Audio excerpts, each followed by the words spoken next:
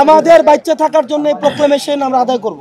বৈষম্য বিরোধী ছাত্র আন্দোলনে আহতরা বিদেশে পাঠিয়ে চিকিৎসা করা সহ নানা দাবিতে গত 2 দিন ধরে রাজধানীর শ্যামলীতে সড়ক অবরোধ করে বিক্ষোভ কর্মসূচি পালন করছিলেন।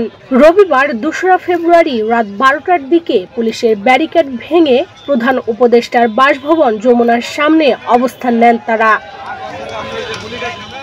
মধ্যরাতে খবর পেয়ে পরিস্থিতি নিয়ন্ত্রণ করতে যমুনার সামনে ছুটে আসেন বৈষম্য বিরোধী ছাত্র আন্দোলনের সমন্বয়ক হাসনাত আব্দুল্লাহ। এ সময় যমুনার সামনে দাঁড়িয়ে দীর্ঘ প্রায় 2 ঘন্টা তাদের সঙ্গে কথা বলেন এবং আহতদের দাবির বিষয়গুলো নিয়ে নানাভাবে বোঝানোর চেষ্টা করেন তিনি।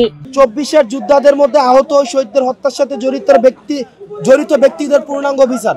এ সময় বিক্ষোভকারীরা তাদের দাবিগুলো লিখিত আকারে হাসনাত আব্দুল্লাহর হাতে তুলে দেন। তাদের দাবিগুলো হলো জুলাই আন্দোলনে হামলাকারী ও নির্দেশদাতা শেখ হাসিনা সহ সবাইকে দ্রুত বিচার করতে হবে। এই সরকারে জুলাই আন্দোলনের কিংবা বিগত স্বৈরাচার সরকারের দোসরদের খুঁজে বের করে দ্রুত গ্রেফতার করতে হবে। আহতদের ক্যাটাগরি পরিমার্জন করতে হবে। আওয়ামী লীগের দোসরদের চিহ্নিত করে বিচারের আওতায় আনতে হবে। আহতদের সর্বোচ্চ উন্নত চিকিৎসার ব্যবস্থা করতে হবে। জুলাই আন্দোলনে নিহত, শহীদ ও আহতদের রাষ্ট্রীয় মর্যাদা নিশ্চিত করতে হবে। আন্দোলনের শহীদ ও আহতদের আইনি প্রক্রিয়া নিশ্চিত করতে হবে এবং আন্দোলনে হতাহতদের আর্থিক অনুদান নিশ্চিত করতে হবে। এ সময় জুলাই আন্দোলনে আহতরা 7 দফার দাবি তুলে ধরে বলেন, আমাদের দাবি মানতে হবে এবং লিখিত আকারে আমাদের প্রতিশ্রুতি দিতে হবে যে আমাদের দাবি মেনে নেওয়া হয়েছে। এখানে যারা আছে আমাদের হারানোর কিছুই নেই। হাসিনার বিচার আমরা নিশ্চিত করব। তবে আপনাদেরকে সচেতন থাকতে হবে কারা এখন হাসিনার বিচার চায় না। এ সময় হাসনাত আব্দুল্লাহ বলেন, আমি সরকারের কেউ না, আমি আপনাদেরই একজন।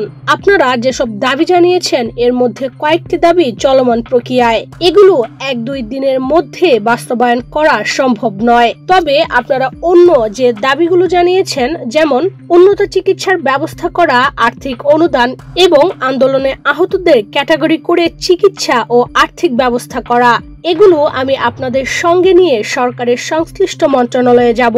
আগামী 1 সপ্তাহের মধ্যে এসব কাজ করব। বিগত ফ্যাসিস্ট সরকারের অনুসারীদের সরকারের বিভিন্ন পদ থেকে অপসারণ পূর্বক গ্রেফতার করা। মন্ত্রণালয়ে আলোচনার জন্য কারা আহতদের প্রতিনিধি হবেন তা নিয়েও দীর্ঘ সময় আলোচনা করেন হাসনাত আব্দুল্লাহ। এ সময় তিনি বলেন, যাদের এসব কাজে কোথাও নিয়ে যাওয়া হয় এক পর্যায়ে তারাও ব্যক্তিগত চাওয়া পাওয়া নিয়ে দেন দরবার করেন। আমি এগুলো অতীতে দেখেছি। তাই আপনাদের মধ্য থেকে যারা দালালি করবে না, যারা আপনাদের প্রতিনিধিত্ব করবে এমন 3 জনকে সঙ্গে নিয়ে আমি মন্ত্রণালয়ে যাব। আপনারা আমাদের সর্বোচ্চ মর্যাদাশীল ব্যক্তি।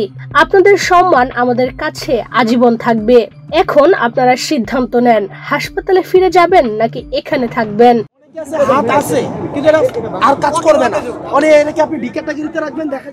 এ সময় আন্দোলনকারীদের সতর্ক করে বৈষম্য বিরোধী আন্দোলনের এই নেতা বলেন, আপনারা বিশ্বাস করেন এই সরকার যদি আপনাদের সর্বোচ্চ সুযোগ সুবিধা না দেয় তাহলে অন্য আর কোন সরকার আপনাদের সুযোগ সুবিধার বিষয়গুলো দেখবে না।